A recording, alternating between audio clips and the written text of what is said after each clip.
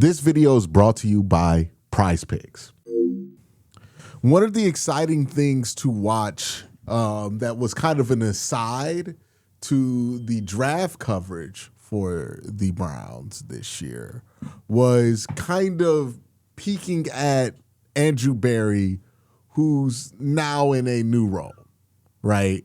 Andrew Berry, while Kevin Stefanski was here, was always at best kind of in a 50-50 partnership with him. If you don't remember, Kevin was hired before Andrew Berry was, and Kevin actually was in on the interview for Andrew. So, you know, as far as like traditional power structures are kind of aligned, it would feel like, you know, Kevin had more say over Andrew in some points, or if they did, they had both had equal say here, right? Like Andrew did not hire Kevin. Kevin was a part of the committee that did hire Andrew Berry. It's just a completely different dynamic. So with Kevin gone and Todd Monken in, and you know, there's all kind of rumors of what happened in the Browns head coaching search. But what we do know is that Andrew Berry was part of the decision-making committee that ultimately hired Todd Monken. It's just a completely different dynamic than what we had before. And, you know, this has been something people have been commenting on throughout all of my draft videos, you know, whether it's a comment on the lack of DePodesta, whether it's a comment on him being free of Kevin Stefanski. There's certainly an element this offseason that we're getting to see full Andrew Berry, right? There's no DePodesta there, which I don't believe DePodesta was really involved in day-to-day operations of the Cleveland Browns, but, you know, certainly DePodesta had a say in the long-term kind of structure of the team and how they would go about processes and operations, right, to find some of their short-term answers. Now, the perception is, and I think the perception is reality at this point, nobody who was involved in hiring Andrew Berry, or at least above Andrew Berry, at least in that dynamic, is hovering over Andrew Berry anymore. Kevin's gone, DePodesta's gone, and now it feels like this is fully Andrew's show. And some people can argue whether that's deserved or not. I will make the argument over the last couple of the years. If you ask me, between him and Kevin, who has demonstrated that they should keep their job in current responsibilities, I would argue it's overwhelmingly been Andrew Berry over Kevin.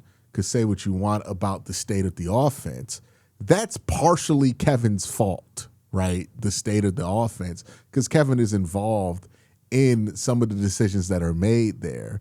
The defense has a lot more of Andrew Berry's fingerprints on it, right? We know that the Jim Schwartz hire was a connection from Philadelphia. We know that connection came from Andrew Berry, who also worked in Philadelphia and currently has a twin brother that works for the Eagles as well. We know that that hire wasn't a Kevin decision as much as it was an organizational decision. And we know that Andrew Berry was heavily involved in that organizational decision. And the defense and the drafting on the defense, despite limited resources, has been able to turn that unit around to the point to where they're one of the better defensive units in football over the last 3 seasons. Andrew has that. Kevin got that one season in 2023 where he did do a tremendous job of winning games, but that was also spearheaded by the defense that Andrew was somehow able to rebuild despite not having first-round picks. All in all, it makes sense that Andrew is in this position, but that's not the only thing that I want to talk about. What I want to talk about is this dynamic, which is certainly different between Todd Monken and Andrew Berry. And if this is the right balance for what Andrew Berry is, what he may become, and what the Cleveland Browns want to be. We'll talk about that, but first I got to thank my sponsor, PrizePicks. Hey, let me talk to you about my sponsor for this year, PrizePicks. It's a fun way to win cash while you're watching your favorite teams. Forget complex betting rules. Their app is designed to be incredibly easy to use. Just pick more or less on a few player stats and lock in your lineup. Speaking of, here are my picks for this upcoming NFL season. They have Myles Garrett at 14 sacks here. I think he will get more than 14 sacks. Joe Burrow at 3,875 passing yards. I think he'll be a 4,000-yard passer. I'm going to go with more. They have Derrick Henry at 1,224 yards. I'm going to go less than that. Check to see if PrizePicks is available in your state. You can follow me on the app at KWEN_C to see all of my lineups. Download the PrizePicks app today. Play $5 and get $50 in lineups when you download the app using the link in the description. So much like my beginning kind of on Andrew Berry and his background and how he got to this point and why the perception is what it is, we have to talk about Todd Monken and the juxtaposition that he has to Kevin Stefanski, right? He is very different than Kevin Stefanski in a lot of different ways. Some of these ways are more superficial. Some of these ways are more substantial, right? Some of the superficial ways that he's different than Kevin, like I don't know how much of an impact this actually has on the actual team itself, but these are things that the media gets to interact with and certainly gives a different coat of paint to the Browns coaching staff versus last year. He's very different with the media, right? He's more direct. He's willing to call out a bad question directly. He's willing to say and be more candid about his feelings about the roster. There's obviously a limit to how far you want your coach to go. I don't know if people are going to disagree with me on this, but I think this is pretty obvious. You don't want your coach being an asshole in the press conference to his roster. You don't want a coach that blames everybody but himself at the press conference.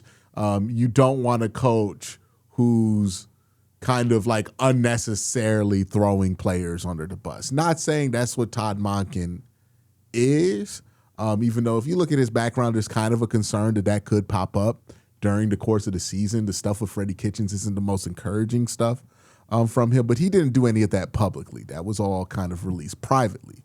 So there's that kind of concern there, but you don't want it to go too far. But it's definitely a breath of fresh air when it comes to the sterile nature of a Kevin Stefanski press conference. Like Kevin's press conference is sterile. You know what I mean?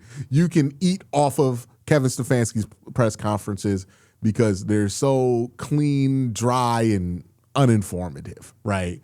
Todd Monken's press conferences certainly have life to them. They're more interesting. Like it's worth it as a fan to go out your way and watch them, just because there's like actual value there as far as entertainment goes. Again, this is more superficial to me because if you have good press conferences, it doesn't mean that you're a good coach. And if you have bad press conferences, it doesn't mean that you're a bad coach. You know, Bill Belichick, well known for having shitty press conferences, very good coach in his era, especially when he was at the peak of his most uselessness as a press conference guy, right? Hugh Jackson was amazing with press conferences. Terrible coach, right?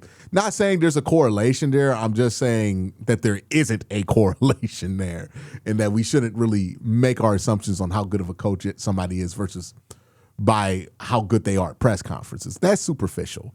Where I think the more meaningful difference from Kevin is for Todd, and you've heard the Browns mention this multiple times, is Todd's willingness to be adjustable, right?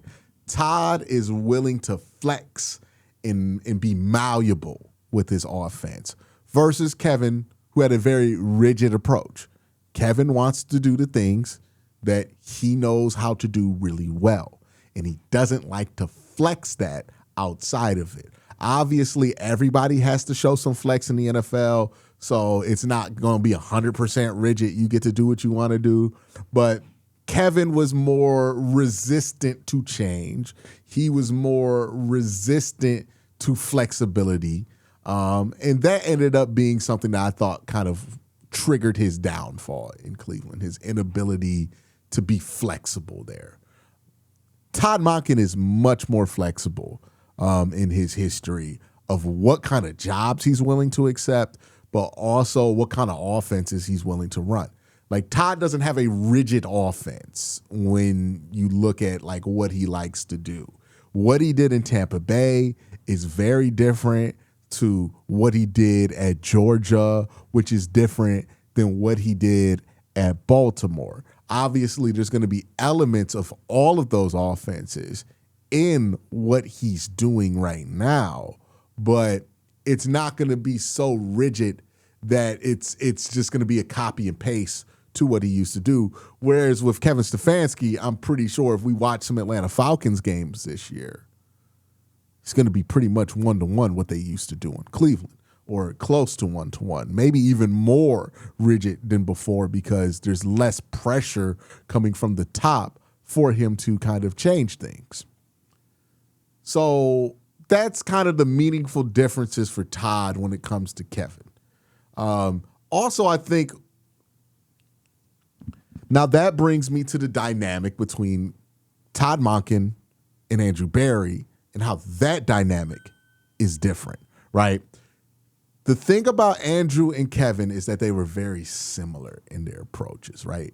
Andrew has a very sterile approach, not as sterile as like Kevin, but certainly Andrew's not going to give away information during the press conference. He has more of a personality than Kevin in the press conference, but he's still kind of the same philosophy of the same school. And they're very similar, right, in how they go about it. Both Ivy League grads, both process-oriented, both very familiar with Cornell notes. All of these things are aligned with Kevin and Andrew. And I thought that sometimes that could lead to them being more theoretical being more worried about being theoretical than being practical, right? There were a lot of decisions the Cleveland Browns made that if a lot of things work out, it's brilliant, but practically it just doesn't seem like a great direction to go, right? The treatment of the offensive line. I think Kevin really wanted to believe in his guys. He stuck with them and thought that they needed to spend those resources other places. So theoretically, I mean, it makes sense. Joe Bitonio is an all-pro. All this stuff makes sense. It's just practically injuries happen, right? And it kind of led to an offense that couldn't withstand bumps in the road over time, things changing here. That also led to like the adjustment period, the lack of adjustability for Kevin. And I wonder if Todd, being very different personality-wise, being very different when it comes to flexibility, creates the right combination for this to work in Cleveland. Maybe it starts a template for them, and maybe this ends up being a Mark Jackson thing where Todd gets us to a certain level of success and then somebody takes over that. But I do wonder if they are discovering that having, more of a diversity of thought in that front office is something that could benefit them. Because if there is something that has hurt them, I think this was evident very early on with Andrew Berry and Kevin, is that sometimes they tend to fill up the room with very similar guys, right? Which leads to kind of groupthink, which leads to nobody really thinking outside the box, or at least outside of what that box has been created within the Browns front office. Remember, I had this complaint with them at the end of Joe Woods where I'm like, hey, Kevin needs to like get rid of some of his friends on this coaching staff because everybody's coming from the same place and it's not helpful, right? Like they needed to have some former players be coaches. They needed to have somebody who comes from a different philosophy as coaches. And I think that really worked in 2023. And I wonder if expanding that philosophy, like, yeah, we got how Andrew likes to do it. And Andrew is in charge. So we're going to do the things that Andrew wants to do for sure.